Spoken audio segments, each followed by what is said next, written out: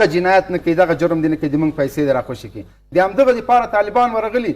راتلونکي کې چې هر مشکل په افغانستان کې جوړیږي، ذمهوار نړیوال ټولنه، امریکا، حقوق بشر، ناټو، دغه ټول خلک چې په افغانستان کې مسؤولو زموږ پیسې وهلي، دا د موږ د جیبونو غله دي.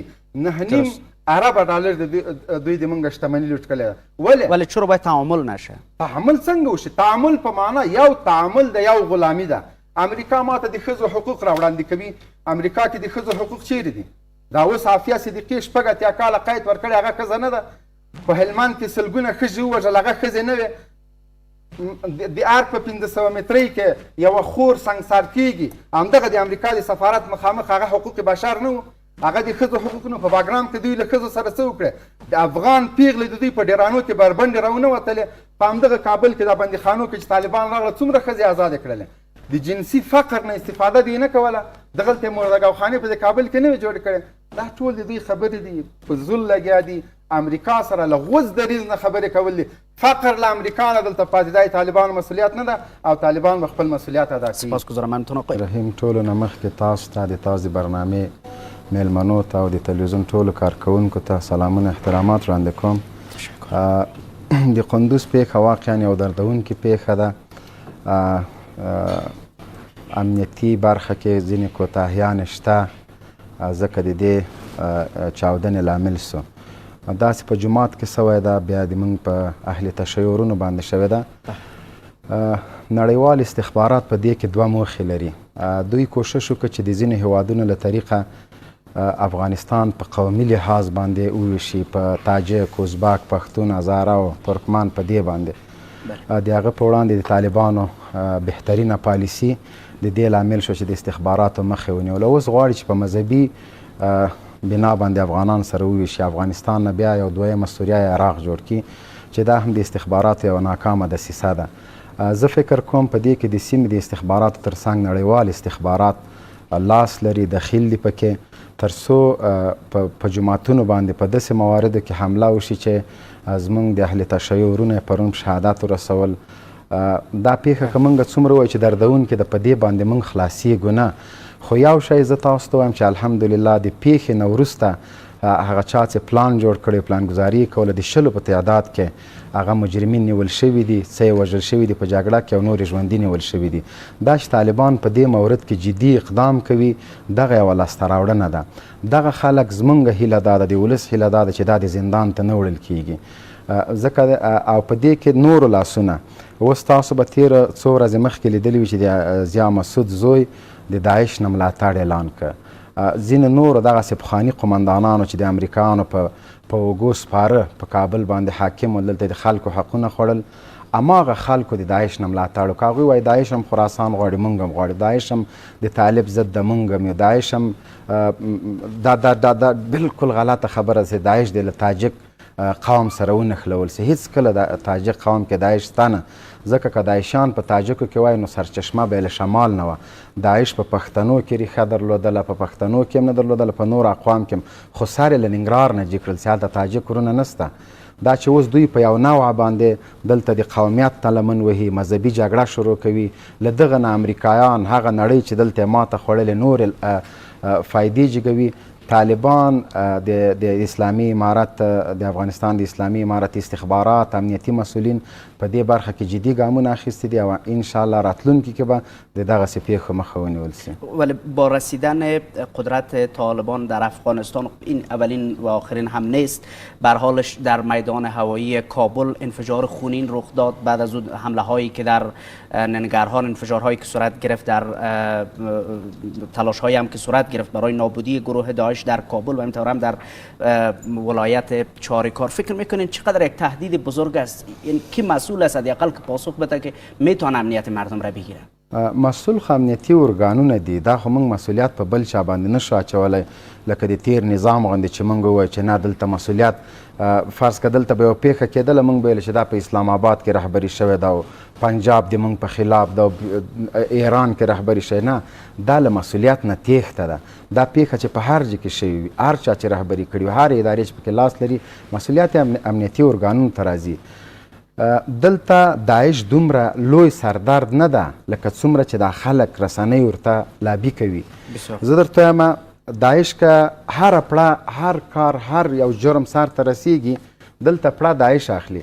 په تیر کې تاسو وګورئ په جماعتونو باندې به حملې کېدې طالبانو به ردولې چې دا موږ نه دي کړي، لیکن دلته نظام دلته امریکایي جاسوسان ویل چې نه دا طالبانو کړي دي.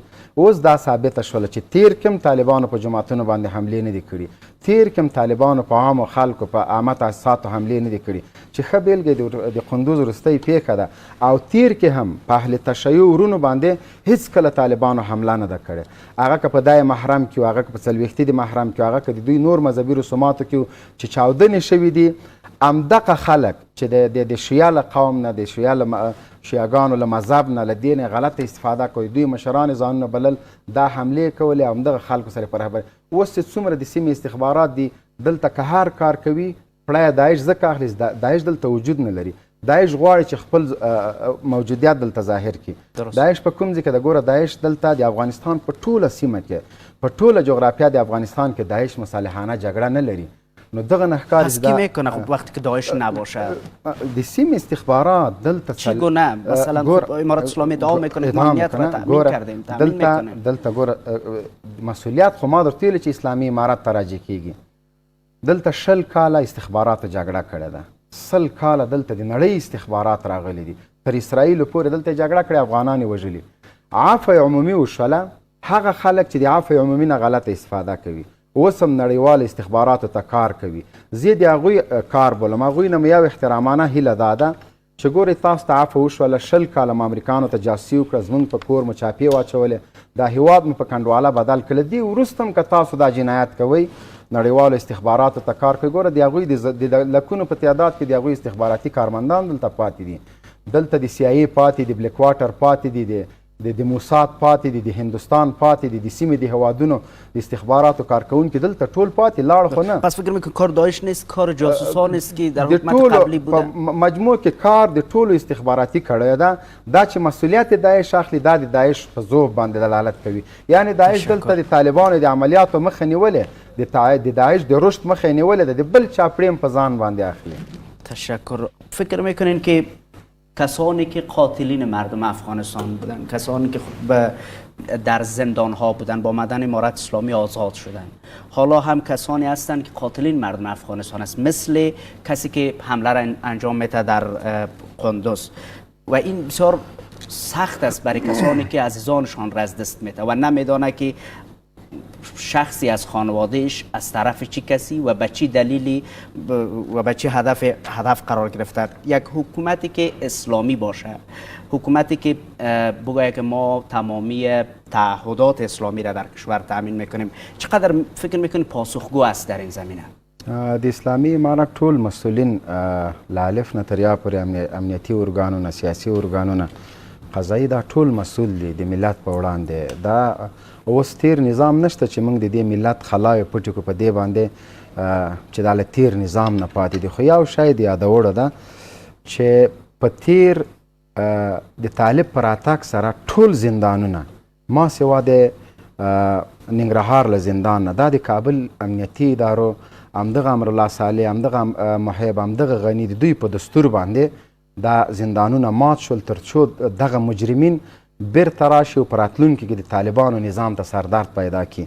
د باګرام له زندان نه چې کله طالبان راوتل، د باګرام زندان ته طالبان نه دي تللي، د طالب له باګرام بیس ته رسېدلي نه و، زندانیان ټول راخوش شو. دا چا خوښه کړه؟ ما له هغه زندانیانو سره خبرې کړې دي. بیا همدغه وحشي امریکانو په همدغه خلکو باندې بمبار وکړه. تقریبا د 2500 په شاوخوا کې هیوادوال شهیدان شو چې 50 کسه په هغه کې طالبانو. دغه جنایتونه چې دا کړي دي دا د استخباراتو پلان شوي کارونه وو. دا خلک دا ټول د داعش په نامه، د قاچاقبرو په نامه، د مواد مخدر د تجارانو په نامه دا ټول په زندانو کې واچول او هغوی هلته ښه ژوند درلوده. د عایشانو او د طالب بندیانو ترمنځ په زندان کې د مځکې او د اسمان فرق و. د عایشانو ته ښه ډوډۍ، ښه میوه، د صحت هر څه برابر، خو صرف د دې په خاطر دا داعشان هم په دې نه پوهېدل چې موږ یې زندان کې ولې ساتلي یو، ځکه دا خو د امریکانو پروژه وه، دا خو د امرالله صالح پروژه وه، دا خو د دغه مسلم یار چې په کابل کې اوس هم ناست ده، زما له برداشته وتلی د پروژه ده. زه اوس هم په دعوې سره وایم چې مسلم یار په دغه جنایتونو کې لاس لري. طالبان باید دغه خلک جدي تر څېړنو لاندې ونیسي. دا چې اوس ډاکټر عبدالله کرزی مسلم یار نور دوی ناست دي، دوی سره ټلیفونونه شته، دوی سره بهرني میلمانه راځي ملاقاتونه کوي، دا څوک دي؟ خو د استخبارات د تېرو 20 کلونو استخباراتو جاسوسان دي. اقدام به کېږي. امارات له ډېرې حوصلې نه کار اخلي. د دغه په خاطر که امارات یو مجرم نیسي وایي هله چې عفه دې کړې اوس مجرم نیسي، که نه نیسي وایي زور یې پې باندې نه رسېږي. دا د افغانستان ملت د سړی ورته حیران پاتې شي. اگر خونی کسی بریزه؟ خون باید د خون مخنیوی وشي. زه خو درته وایم چې هر څوک وي بلا توپیره، که زه یم، که احمد ده، که محمود ده، چې له څوک د خلکو په وینو تویولو کې لاس لري، باید پرده پې وانچول سي. امنیتي ارګانونه، استخباراتي ارګانونه لا قوي سي، لا مجهز سي. په وخت عملیاتو کې وخت به له وخته بیا تیري، بیا به هغسې سردار طالبانو ته جوړ لکه تیر نظام کې سې ورته جوړو. طالبان د دې په وړاندې جدي دي. زه درته مطمئنه وایم یو خو طالبان د نړیوالو سره د تعامل په برخه کې دلته مصروفه دي، بل دلته 20 کلن استخباراتي جاسوسان پاتې دي، بل که طالب چاته لاس اچوي ټول وایي یا ور ټوله نړۍ راځي. استخبارات منطقه چی میخواه؟ شما میدانین کی است؟ استخبارات د منطقې دغه غواړي چې افغانان په ارامه ژوند ونه کړي. کی است این استخبارات منطقه؟ دا د ټولې نړۍ استخبارات دي بلا توپیره. هر یو په افغانستان کې خپل ګټې لري. دا چې ګټې زموږ په معدنونو کې دي او زما د ملت وینې تویوي، دا د دوی جفا ده. دا اوس یو شی یو ښه خبر د ټولو افغانانو دپاره دا ده چې افغانستان د تجزیې خبرې نه کیږي. دا ډېره ښه خبره ده. دغلته د استخباراتو بیخ وویستل سو، د قومیاتو د لسانیت خبرې نه کیږي.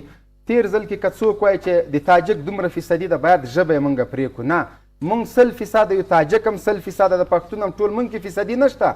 موږ افغانان یو، موږ یو جسد یو، موږ یو له بل سره خلک نړۍ اروپا کې پولې ختمیږي، دلته د قومیت په نامه افغانان جدا کېدل. دغه یوه پدیده د استخباراتو پاتې ده چې معدنونو ته دلته امریکا راغلې د دې دپاره نه وه. که امریکا زموږ د بیا رغونې دپاره راغلې او اروپایي ټولنه د دې دپاره راغلې او نړیوال راغلي او دلته په تریلیونونو ډالر راغلل، موږ د اوبو ډیم ولې نه لرو؟ پس چی باید شود؟ قطع شود دست این استخبارات؟ قاطع دریز. موږ د اوبو ډیم نه لرو. برق مو له تاجکستان نه د سبا امام علي رحمانوف ته د یوه خبر وکړه د برق فیوزونه. دا اوس هم د کابل ښاریان برق نه لري. ډیرو ځایو کې 10 ساعته برق نه 8 ساعته نه. دا خو له تیر نظام نه پاتې ده.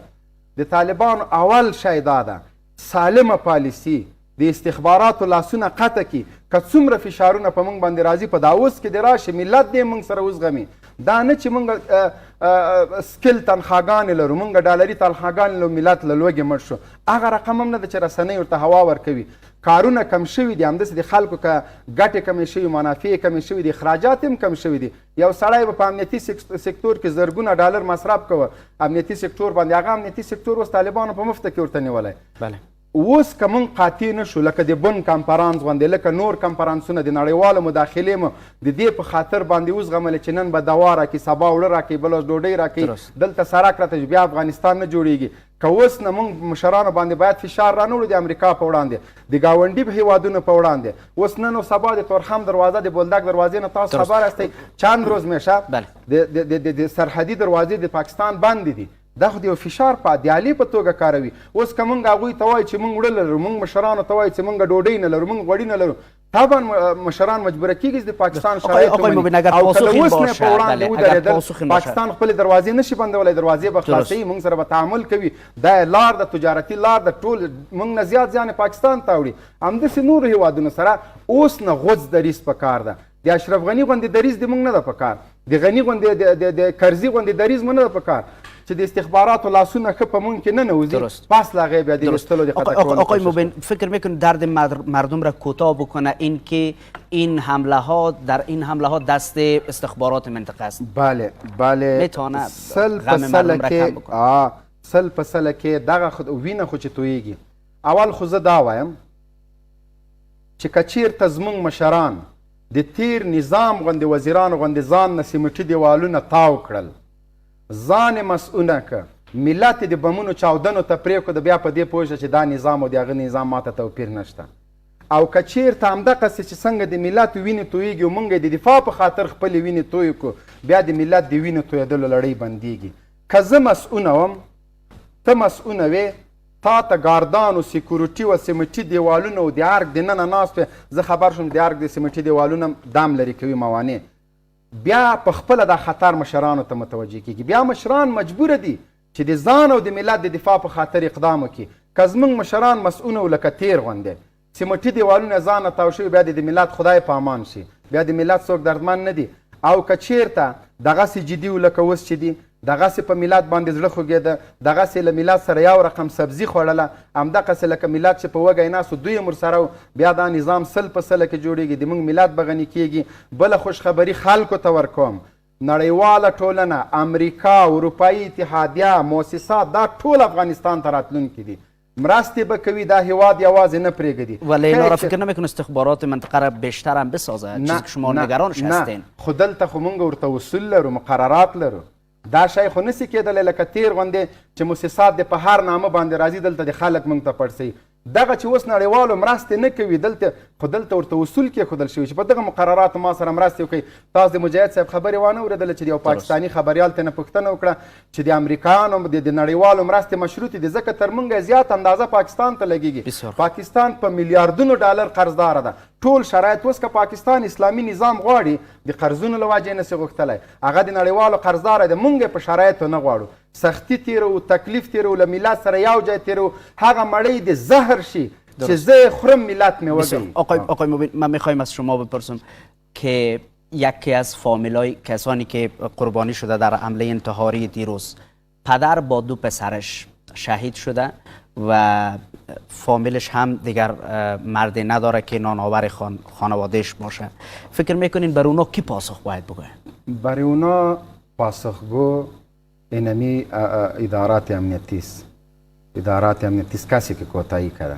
از این به بعد باید کوتاهی نشه. یک و دوم از کلگی کده اولتر باید اینمی خانواده برون پیشش، معلوماتش کنن، مصارفش، جنازهش به خاک سپرده باشه. از این به بعد با اشتکایش یک سرپرستی، به خاطر که یال حکومت است، یال بسیار مسئله به طالبان مواجه است. یکی از مسائلی که بسیار دشوار است باید طالبان او را پیگیری کنه، سرپرستی اینمی مردمی که به سرپرست هستند. در آینده از اینمی یک مصیبت جور میشه. کل کابل، ما دین روز در پارک شهرنو رفته بودیم، مختلف مردم مختلف گپ میزنن، لیکن شما قسم به خدا سر ما حق ندارین که من نان شب به خاطر نخوردم که او مردم گرسنه بودن. مردم میگفتی درسته که یک تجارت، گفتم نه، اینمی چرا مجبور به این رقم تجارت شده که در یک پارک او اشتکایش زیر آسمان کبوت انداخته؟ چرا یک افغان به این رقم تجارت مجبور شوه که ما در قصرا ششته و در پارک اشته که 2 ماه و 3 ماه و همشیره های ما سرلج در اونجا ششته، او از 3.5 ماه 4 ماه میشه که در این پارک آمده. یا ذمه‌داری طالباست که باید بر از خانه پیدا کنه. سپاسگزارم، ممنون شما. آقای سوالم از 2 بود مشخصا بپرسم از شما. یک این که اگر کار نباشه برای مردم، این خود ربط داره بر این که مردم رضایتش نشان نده در برابر حکومتشون. سوالی که ما بارها پرسیدیم و خیلی دردآور است، در همین روزا کسی طفل خود را میفروشه و میره طفل دیگرش مداوا میکنه در بیمارستان و این خیلی دردناک است برای هر کسی که در افغانستان زندگی میکنه و این مسئولیت یک حکومت اسلامی. شما داستان حضرت عمر را میدانید که شبها نمیخوابید، امیرالمؤمنین بود ولی میرفت خانه ها را میدیدن که آیا مردم نان داره یا نداره. چقدر فکر میکنید دردآور است همین مسئله که یک کسی بره طفل خود بپرسه؟ ما این بارها هم پرسیدیم ولی کسی نباشه که پاسخ بده حداقل برای مردم که شما براتون زمینه اشتغال مساعد میشه، شما زمینه کار براتون مساعد میشه، امنیت شما تامین میشه. یگانه امید مردم هم بر حالش امنیت بود که حالا دیده میشه ظاهرا یک پشت دیگه گرفتن. دشته د طالبانو لراتلو سره یو ځای دا ټول کارونه نه کیږي.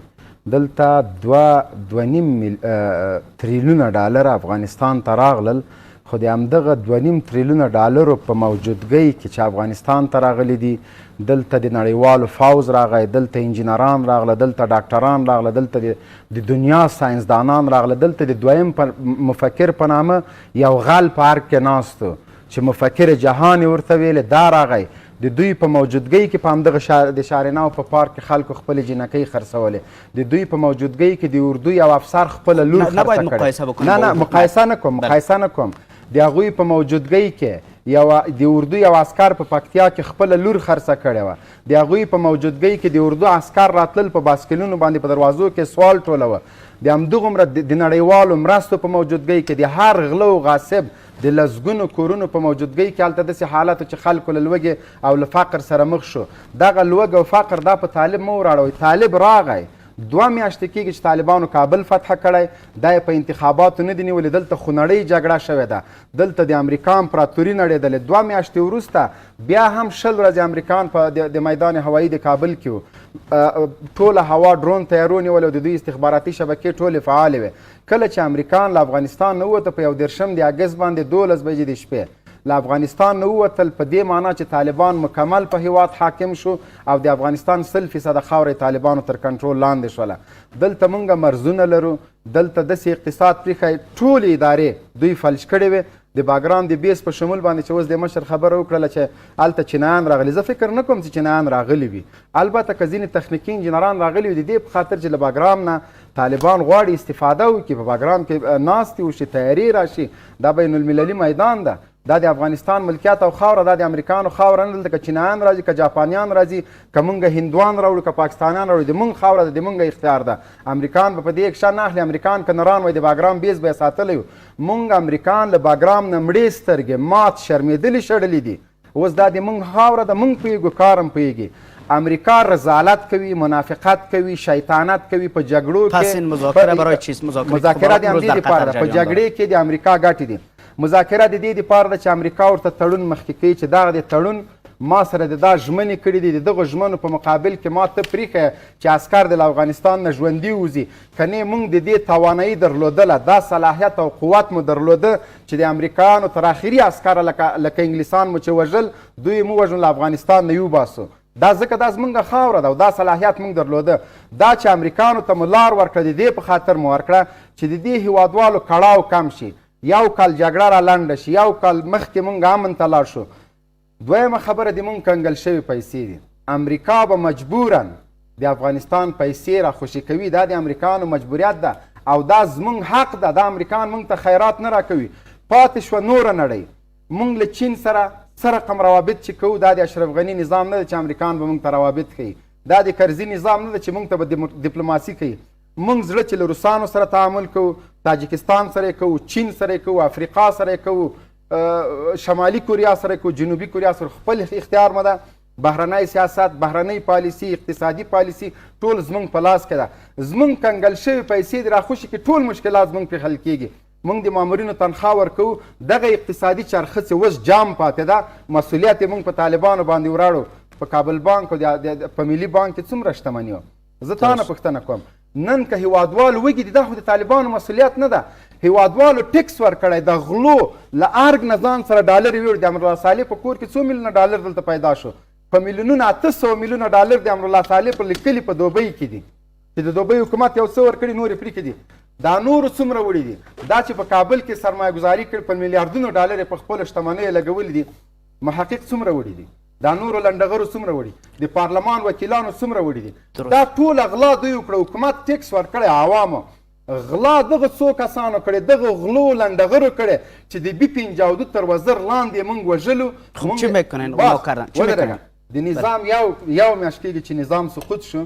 ارګ نه لاړ په ارګ کې ډالر په لختې کې اتل اگر دوام پیدا بکنه چی میکنن یو دقیقه 14 لکه ډالر د ارګ په لختې کې طالبانو پیدا کړه په میلیونونو ډالر طالبانو د دوی غلا شوې شتمنۍ افغانستان بانک ته ورکړلې دا خو له دې نه ښکاري چې طالبان خپل هیوادوالو ته ژمن دي د ګمرکاتو پیسې له دې نه چې ګمرکات د طالبان کم شي د تورخم بارډر بنده ډیورن لاین کوټه بنده تاجکستان کې هغه رقم تجارت نشته چې لکه مخکې چې د ګمرکاتو محصول 3 چنده زیات شوی ده دا د دې هیواد ژمنتیا ده موږ په خپل ټیکس په خپل عایداتو په خپلو شتمنیو په خپلو منابعو باندې اتکا کولی شو امریکا د دغه جنایت نه کوي دغه جرم دې نه کوي د موږ پیسې دې راخوشي کړي د همدغه دپاره طالبان ورغلي راتلونکي کې چې هر مشکل په افغانستان کې جوړیږي ذمهوار نړیوال ټولنه امریکا حقوق بشر ناټو دغه ټول خلک چې په افغانستان کې مسؤولو زموږ پیسې وهلي دا د موږ د جیبونو غله دي